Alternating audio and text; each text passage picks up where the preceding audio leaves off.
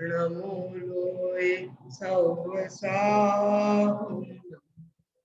मोक्षमार्गस्य नेतारं भेत्तारं कर्मभूभृतां ज्ञातारं विश्वतत्त्वानां वंदे तद्गुणलब्धये। बोलिए पंच परमेष्ठी भगवान की जय।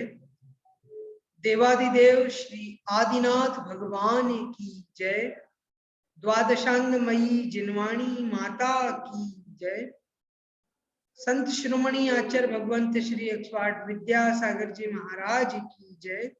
परम पूज्य गुरुदेव निर्यापक श्रवण मुनि पुंगव श्री 108 सुधा सागर जी महाराज की जय। पढ़ाई दीप संबंधी समस्त मुनि राजों की जय। अहिंसामयी जैन धर्म की जय। हम सभी कल की कक्षा में भरत क्षेत्र के बारे में और अन्य जो भरत क्षेत्र के अलावा जो क्षेत्र हैं, चाहे वो हेमवत हरि क्षेत्र है, रम्यक है, हिरण्यवत है, सारे क्षेत्रों के बारे में हम कल विशेष रूप से जान चुके थे। कल हमने जिन सूत्रों को पढ़ा था उनमें इन 5 क्षेत्रों के बारे में बतलाया था। हेमवत, हारिवर्षक और देवकुरु, उत्तर कुरु, हिरण्यवत, इस प्रकार से रम्यक, इन सारे क्षेत्रों के बारे में हमने जान लिया। अब आज हम विदेह क्षेत्र के बारे में जानेंगे, क्योंकि अभी तक हमने विदेह क्षेत्र के बारे में जाना नहीं है। वहां पर उन्होंने देवकुरु, उत्तर कुरु के बारे में बतला दिया और हेमवत, हारिवर्षक क्षेत्र के बारे में बता दिया, रम्यक और हिरण्यवत के बारे में बता दिया, लेकिन विदेह क्षेत्र की चर्चा अभी तक नहीं आई है। चलिए अब हम आज की इस कक्षा में विदेह क्षेत्र के बारे में विशेष अध्ययन करते हैं, जानते हैं कैसा है वह विदेह क्षेत्र, किस प्रकार की आकृति और आकार है, क्या उसकी संरचना है, उन सबको आज हम जानेंगे। मैं आपके साथ स्क्रीन शेयर कर रहा हूं और आप भी अपने अपने ग्रंथ पुस्तक को खोल लीजिएगा। सूत्र पढ़ेंगे हम तीसरे अध्याय से 31 और 32वें नंबर के सूत्रों को पढ़ेंगे आज। किसी का यदि कोई प्रश्न है तो आप लोग अभी चाहें तो अभी पूछ सकते हैं, चैट बॉक्स में आप चैट करके पूछ सकते हैं, या आप चाहें तो आप अनम्यूट होकर के भी पूछ सकते हैं। अगर आप चाहें कुछ भी पूछना तो खुद को अनम्यूट करके और आप प्रश्न कर सकते हैं।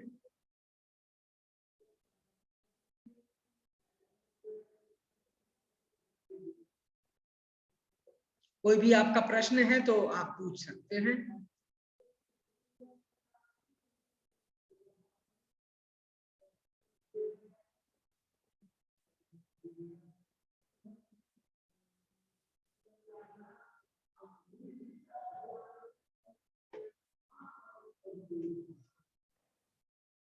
हम आज पढ़ेंगे यहाँ पर सूत्र नंबर 31।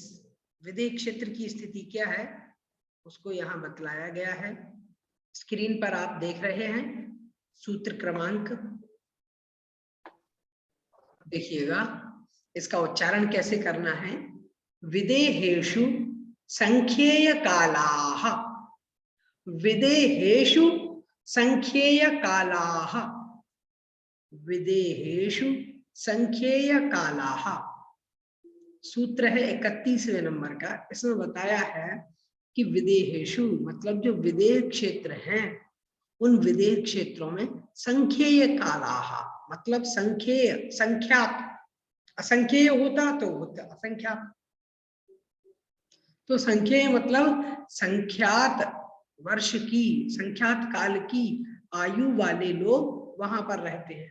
5 मेरु संबंधी 5 विदेह क्षेत्रों में मनुष्यों की आयु संख्यात वर्ष की होती है। कितनी होती है? संख्यात वर्ष।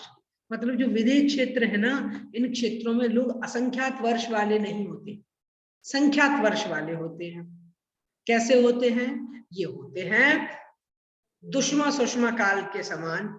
जैसे जो चौथा काल हमारा होता है ना, वो काल वहां पर सदैव बना रहता है, उसमें कोई परिवर्तन नहीं होता, सदैव चौथा काल बना रहता है, सदैव वहां से मोक्ष का रास्ता खुला रहता है, और वहां पर तीर्थंकर भगवान सदैव रहते हैं। इसीलिए तो हम कहते हैं वहां पर विद्यमान 20 तीर्थंकर, पढ़ते हैं हम लोग, बोलते हैं कि विद्यमान 20 तीर्थंकर। इस प्रकार से ये कहाँ पर है, ये विदेह क्षेत्र में। तो विदेह क्षेत्र जो है वहां पर हमेशा एक जैसा काल रहता है, कोई परिवर्तन नहीं होता। कर्म भूमि का जो है दुष्मा सुषमा नाम का काल रहता है। यहाँ पर ये जो आपको लिखा है ना सुषमा दुष्मा, ये गलत लिखा हुआ है, मिस्टेक हो गया है, इसलिए इसको दुष्मा सुषमा ये पढ़ना है, आप लोगों को याद भी रखना है। दुष्मा सुषमा नाम का जो चौथा काल है वो काल यहाँ पर बना रहता है हमेशा। ये विदेह क्षेत्र की विशेषता है। हम इसकी आकृति और आकार के बारे में समझ लेते हैं चित्र के माध्यम से। मैं अब चित्र बना रहा हूं।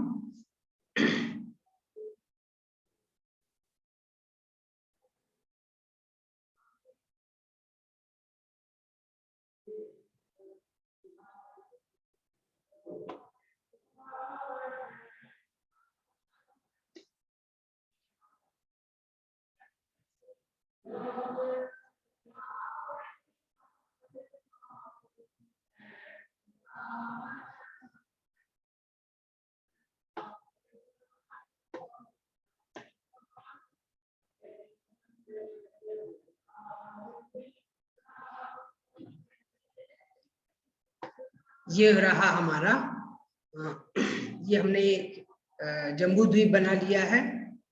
जम्बू द्वीप में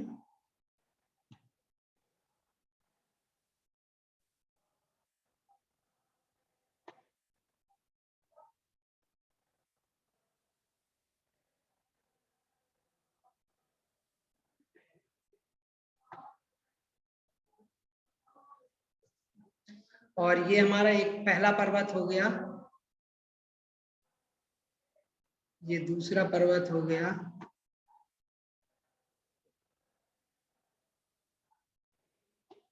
ये तीसरा पर्वत हो गया,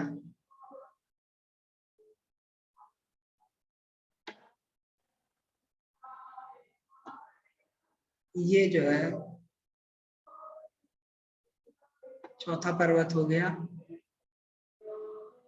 ये पांचवा पर्वत हो गया, और ये हमारा छठवां पर्वत हो गया। तो इस प्रकार से ये पर्वत हैं। बीच में यहाँ पर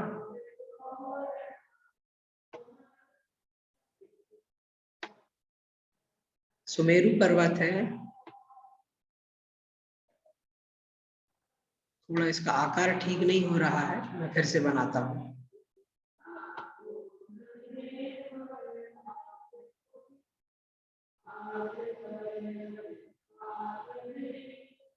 ठीक है, एक सेकेंड। ये हो गया हमारा सुमेरु पर्वत। इस सुमेरु पर्वत के चारों तरफ, जैसा कि मैंने आप लोगों को पहले बताया हुआ है, गजदंत बने हुए हैं। गजदंत नाम के पर्वत हैं, 4 गजदंत पर्वत हैं, हाथी के दांत के समान है ये। और ये निषद और नील नामक जो यहाँ पर ये पर्वत है कुलाचल, इनमें जाकर के मिल जाते हैं, तो ये 2 क्षेत्र बन जाते हैं। ये जो है, ये नीचे वाला जो है इसको कहते हैं देवकुरु, ये जो नीचे वाला है, ऊपर वाला है इस क्षेत्र को कहते हैं उत्तर कुरु। इस प्रकार से देवकुरु और उत्तर कुरु, इन दोनों का विभाजन यहाँ पर हुआ है।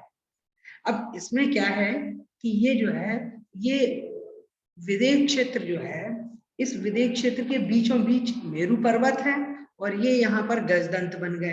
गजदंत बनने के बाद 2 ये हिस्से बचे हैं हमारे पास, देखिएगा यहाँ एक तो ये वाला और एक ये वाला, ये 2 हिस्से यहाँ पर बचे हुए हैं, राइट साइड और लेफ्ट साइड।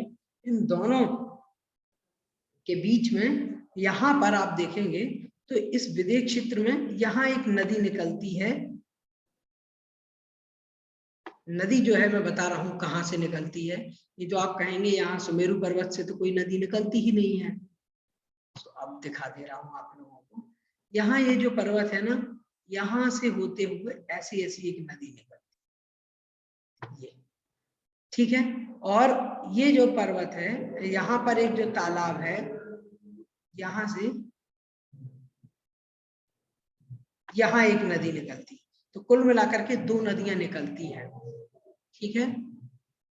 अब इन 2 नदियों के साथ में ये जो 2 नदियां हैं कौन कौन सी हैं?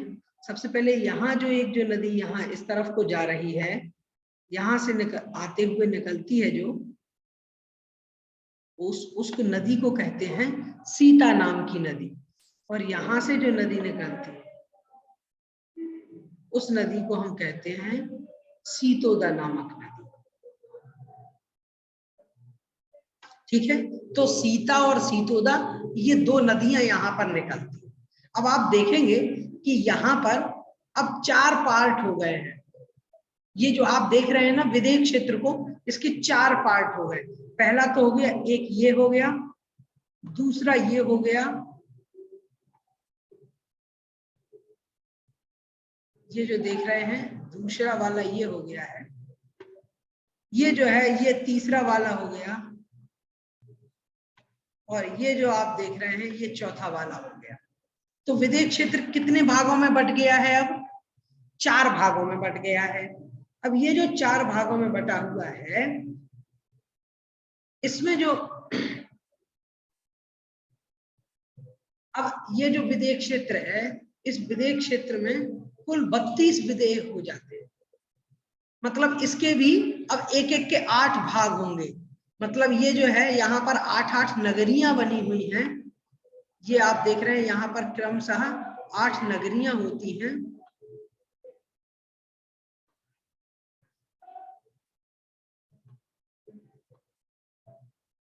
आठ नगरियों का यहाँ पर विभाजन किया गया है। तो 8 नगरियां इस तरफ, 8 नगरियां इस तरफ, 8 इस तरफ और 8 इस तरफ। तो 8 गुणे 4 करेंगे तो आपको आ जाएगा 32। कुल मिलाकर के यहाँ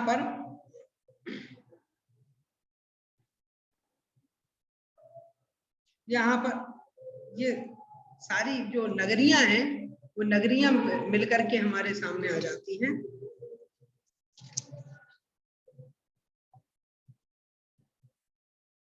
तो ये जो विदेह क्षेत्र है, ये विदेह क्षेत्र के इतने सारे भेद हमारे सामने आ जाते हैं। इतने सारे भेद ये विदेह क्षेत्र के हैं और इसमें सारे जीव रहते हैं। ये जो आप देख रहे हैं,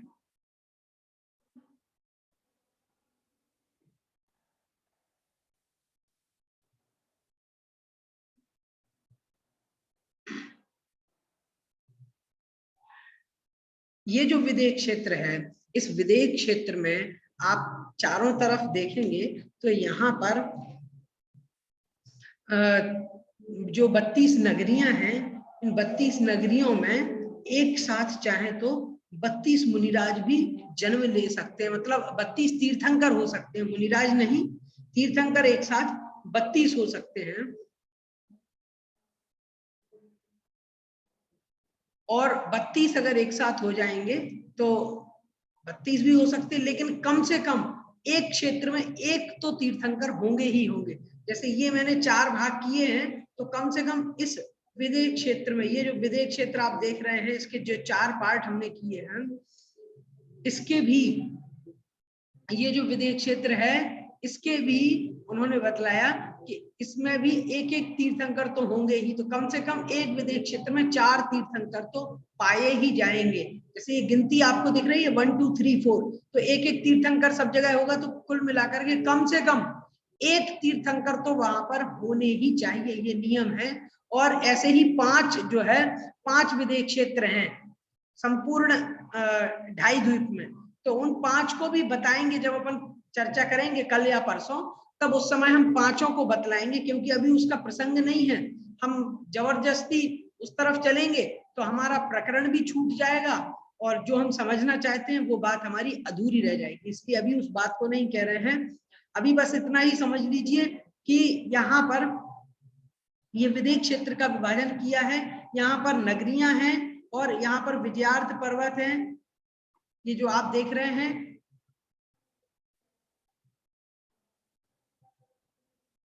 यहाँ पर कुल 8-8 भाग हैं, मतलब एक पार्ट में ये जो 4 पार्ट आपको दिख रहे हैं, यहाँ इसके 8-8 भेद हो जाते हैं।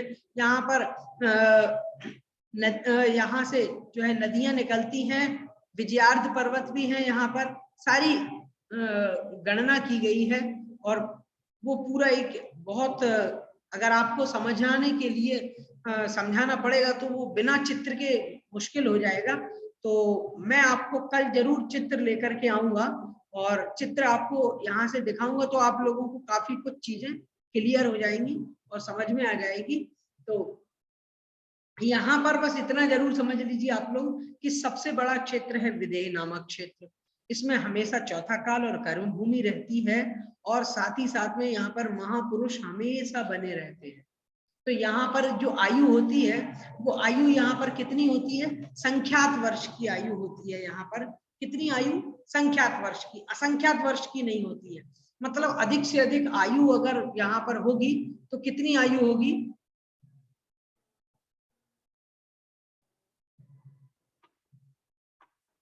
अगर यहाँ पर एक साथ आयु होगी तो कितनी होगी, 1 कोटि पूर्व की आयु, यहाँ 1 करोड़ पूर्व जिसको बोलते हैं, 1 कोटि पूर्व, इतनी आयु यहाँ पर एक साथ हो सकती है। अब आप कहेंगे 1 कोटि पूर्व क्या होता है, ये भी तो समझाइए। तो सबसे पहले तो ये समझिएगा कि 84 लाख जो साल होते हैं, 84 लाख वर्ष, 84 लाख वर्षों का एक होता है पूर्वांग। देखो मैं यहाँ पर आपको बता देता हूं, 84 लाख वर्षों का एक होता है पूर्वांग, और 84 लाख का जब 84 लाख में गुणा करते हैं तब आता है एक पूर्व। 84 लाख का जब एक 84 लाख में गुणा करते हैं तब आता है एक पूर्व। और ऐसे 1 करोड़ पूर्व की आयु जिनकी होती है उनको कहते हैं 1 कोटि पूर्व की आयु। तो ये जो है ये इसकी गणित है, इसको आप समझ सकते हैं। इसकी गणना इस प्रकार से की गई है, तो आपको कोई दिक्कत नहीं होगी इसमें। 1 कोटि पूर्व का मतलब हुआ कि 1 करोड़ पूर्व, और पूर्व का मतलब क्या हुआ, पूर्व का मतलब हुआ कि 84 लाख पूर्वांगों से मिलकर के बनता है एक पूर्व, और जो पूर्वांग होता है वो बनता है 84 लाख से। तो यहाँ पर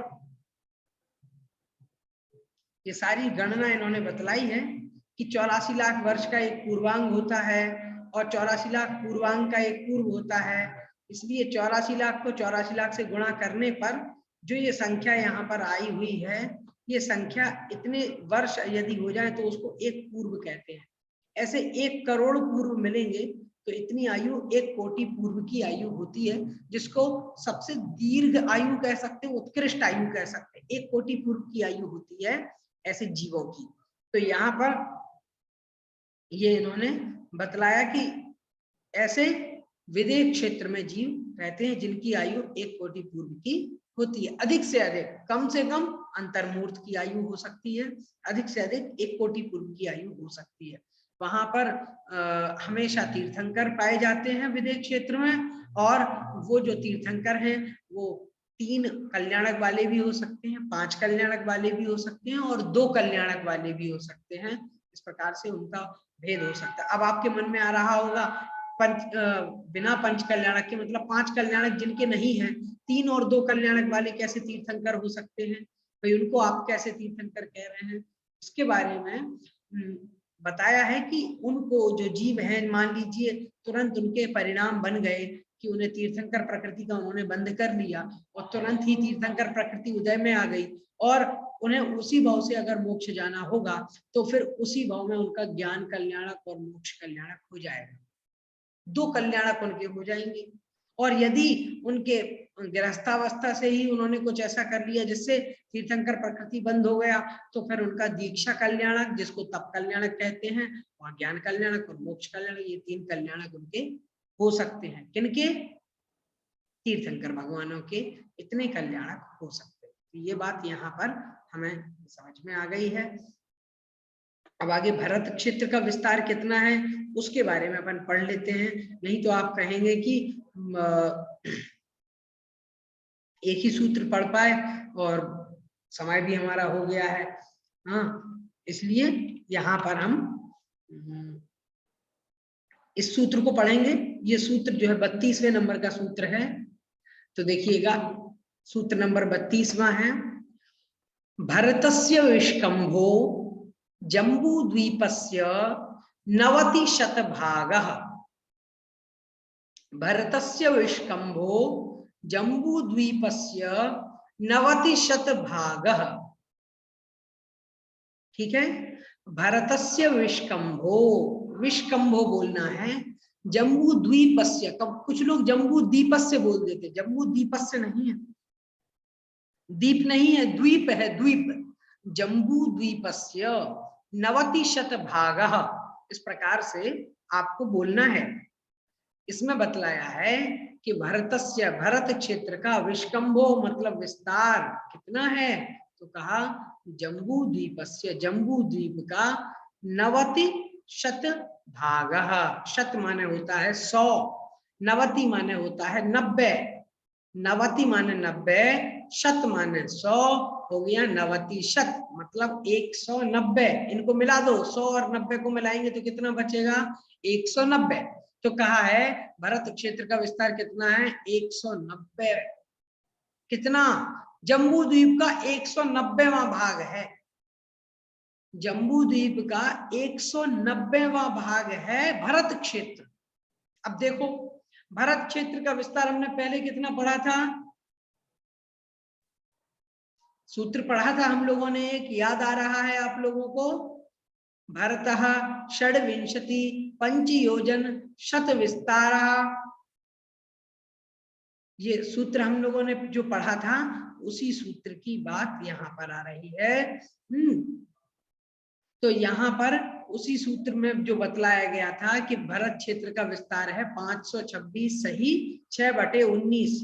देखो 526 सही 6/19 योजन बतलाया था भरत क्षेत्र का विस्तार। अब कह रहे हैं कि वो जम्बू द्वीप का 526 सही 6/19 जो है वह जम्बू द्वीप का कितना है, वह जम्बू द्वीप का है 190वां भाग है। अब आप कहेंगे इसको हम कैसे पता करें, क्या ये सही है या गलत है, तो आप अपनी कॉपी पेन लेकर के तुरंत जो है देख सकते हैं। 1,00,000 को आप भाग दे दीजिए, कितने से, 190 से भाग दे दीजिए। 190 से अगर आप भाग देंगे तो तुरंत आपको सारी गणना समझ में आ जाएगी। तो ये देखिए, अगर आप कैलकुलेटर में भाग देंगे तो आपको तुरंत पता चल जाएगा कि यहाँ पर जो है, अगर हम भरत क्षेत्र को, मतलब भरत क्षेत्र को नापना है, पता करना है, कितनी वैज्ञानिकता से इन्होंने एक एक सूत्र को बतलाया। उस समय तो कैलकुलेटर आदि नहीं चलते थे, लेकिन फिर भी उन्होंने बिल्कुल सही गणना करके बतलाई है। ये देखिए, मैं आपको कैलकुलेटर में दिखा रहा हूं कि 1,00,000 को यदि आप 190 से भाग कर देंगे, कैलकुलेटर में यदि आप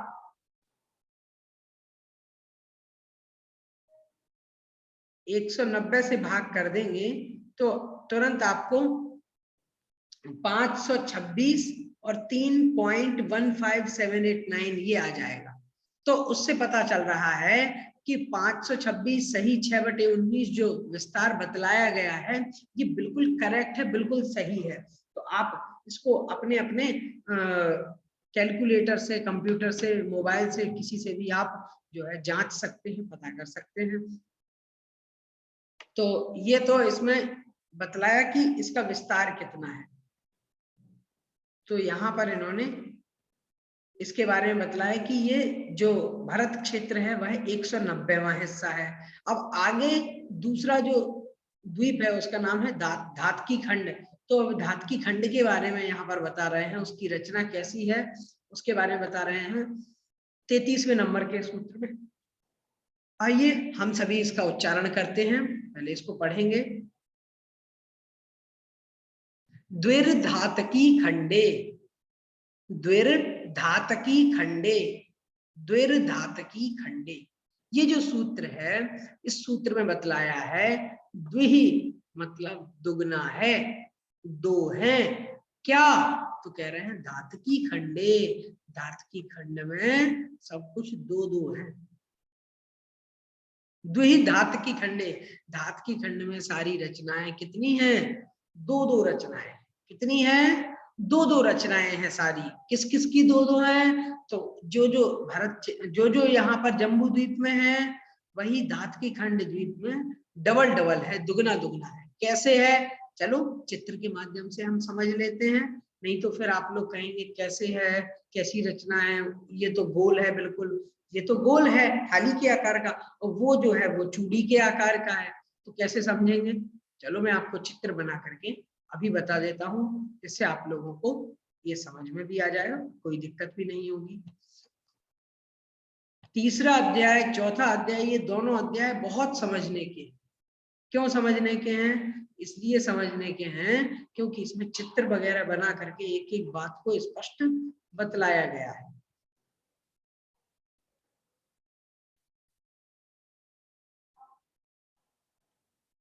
देखिए यहां पर हमने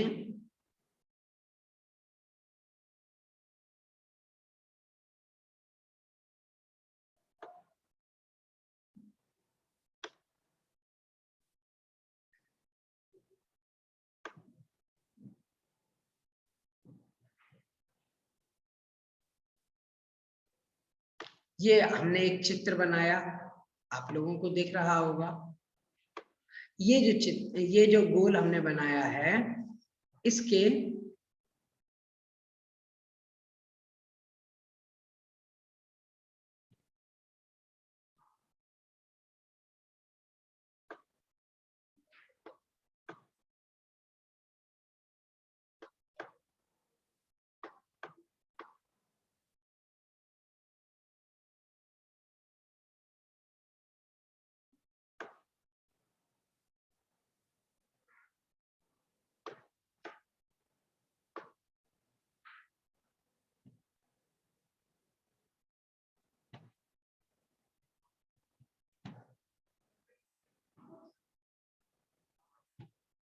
ये मान लीजिए हमने यहाँ पर ये बना लिया है अपना जम्बू द्वीप। जम्बू द्वीप के बाद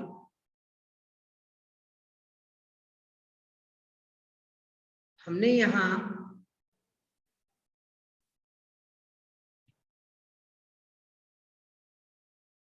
बना लिया है लवण समुद्र।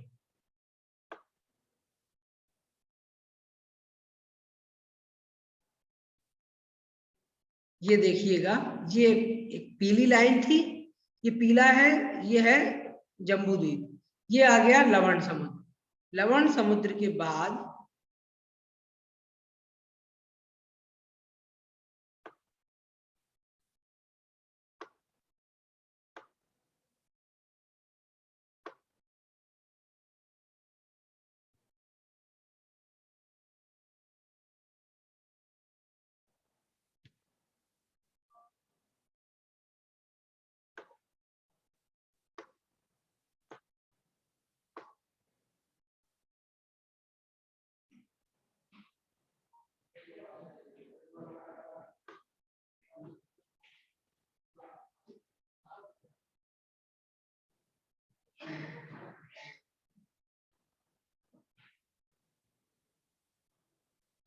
तो ये देखिएगा, ये चित्र आप लोगों को दिख रहा होगा।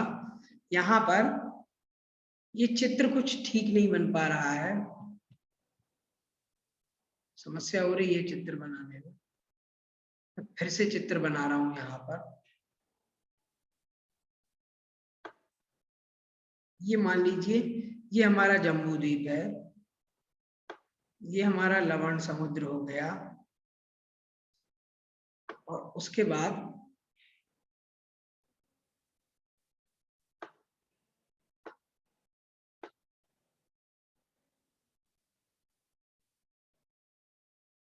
ये बन गया हमारा धातकी खंड द्वीप।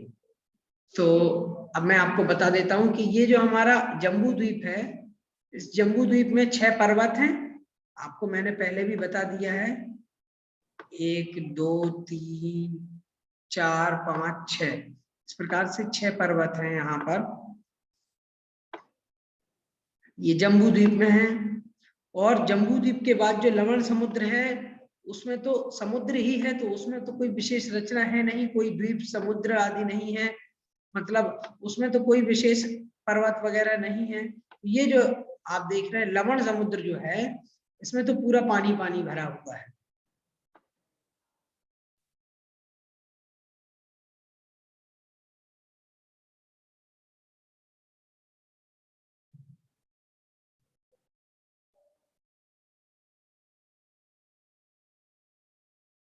तो ये जो लवण समुद्र की रचना है, ये हमने कर ली है।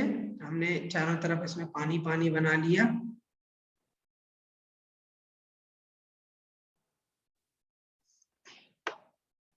अब देखिएगा इसके बाद में फिर जो क्रम आता है, वो आता है यहाँ पर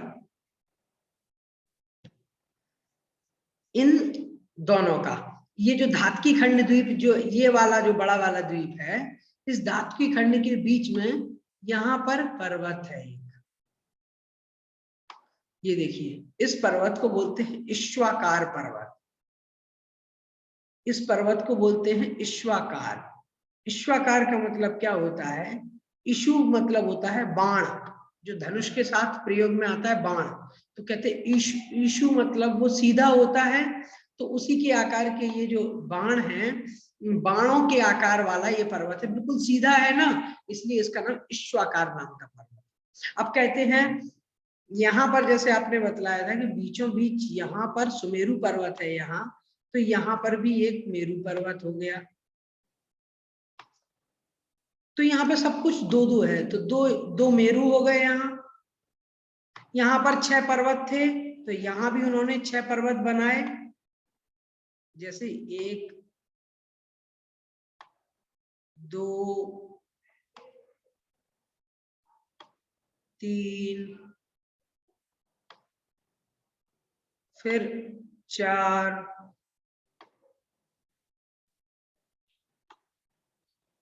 5 और फिर 6। तो कुल मिलाकर के 6 यहाँ पर जो वो पर्वत है इस तरफ, और 6 ही पर्वत इस तरफ है। देखो ये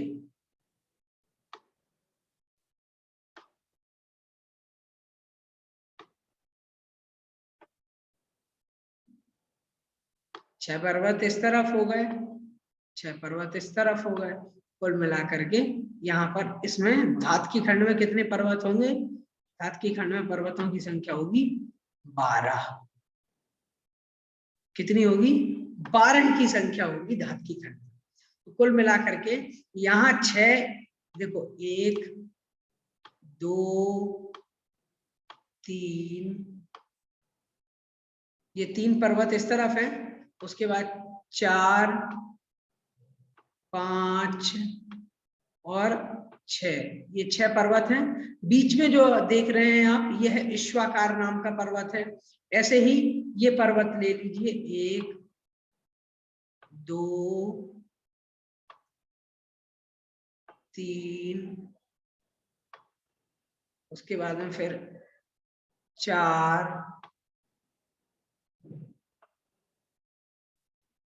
5 और ये वाला 6। तो कुल मिलाकर के यहाँ पर 6 पर्वत हैं। और इन 6 पर्वतों के साथ में वो बतलाते हैं कि ये जो 6 पर्वत हैं, ये 6 इस तरफ है, 6 इस तरफ, कुल मिलाकर के 12 पर्वत हैं। अब यहाँ पर आप देखेंगे हर एक चीज दो दो है। जैसे यहाँ पर भरत क्षेत्र 2 हैं। कौन कौन से? ये हो गया भरत क्षेत्र, देखो ये हो गया हमारा भरत क्षेत्र हो गया। फिर ये हेमवत क्षेत्र हो गया, ये हरि क्षेत्र हो गया, ये विदेह क्षेत्र हो गया, ये हिरण्यवत नाम का क्षेत्र है। हाँ, रम्यक हो गया, रम्यक है, और फिर ये हिरण्यवत, और फिर ये ऐरावत। इस प्रकार से दो दो यहाँ पर क्षेत्र हैं। जैसे ये देखो, मैं आपको गिन करके बतला देता हूं। 7 और 7 14 यहाँ पर क्षेत्र है। एक एक क्षेत्र जो है 2-2 बार आया है। जो जम्बू द्वीप में जो कुछ है वो यहाँ पर सब कुछ डबल डबल है, ये आपको समझ लेना है।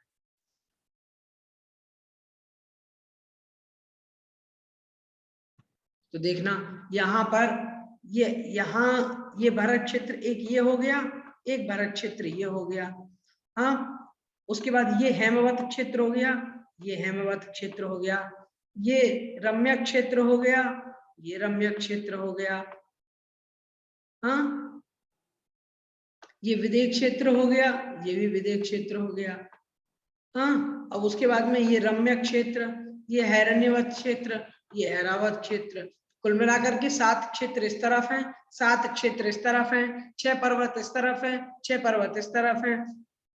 यहाँ पर जितनी नदियां हैं उससे दुगनी नदियां धातकी खंड में है, मतलब जम्बू द्वीप में जितनी नदियां थी, हाँ, उससे डबल डबल नदियां हो जाएंगी, क्योंकि यहाँ पर एक ही गंगा और सिंधु बह रही थी। यहाँ पर गंगा एक हो गई, सिंधु ये हो गई, यहाँ पर एक गंगा हो गई, यहाँ पर एक सिंधु हो गई। तो कुल मिलाकर के 2-2 नदियां हैं, एक ही नदी जो है वो 2-2 बार यहाँ पर हो जाती है। तो कुल मिलाकर के जो कुछ भी जम्बू द्वीप में था वो सब डबल डबल होकर के यहाँ धातकी खंड द्वीप में समाया हुआ है, उसकी रचना है। ये हमें यहाँ पर इस सूत्र में समझना चाहिए।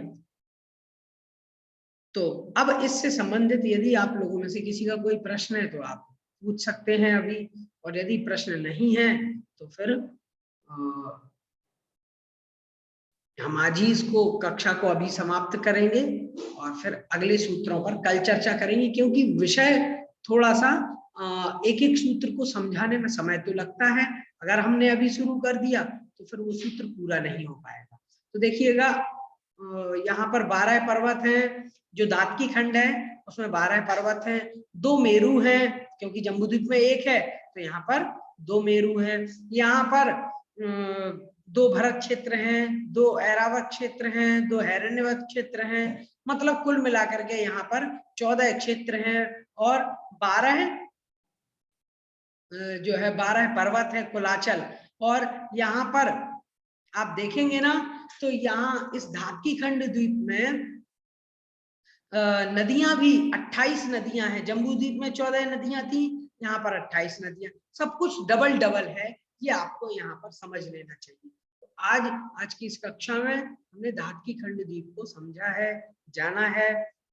आज आप लोगों का समय प्रश्न कर रहे हैं हर्ष जी कि 5 मेरु कैसे है और कहां पर है, उसके बारे में हम चर्चा कल करेंगे, क्योंकि उसके सूत्र कल हम पढ़ लेंगे।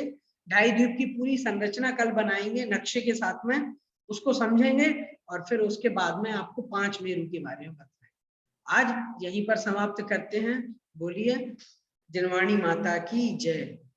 बोधि समाधि परिणाम शुद्धि स्वात्मोपलब्धि शिव साख्य सिद्धि चिंतामणिं चिंतित वस्तु दाने त्वं वन्द्यमानस्य ममास्तु देवी। 9 बार नमस्कार मंत्र।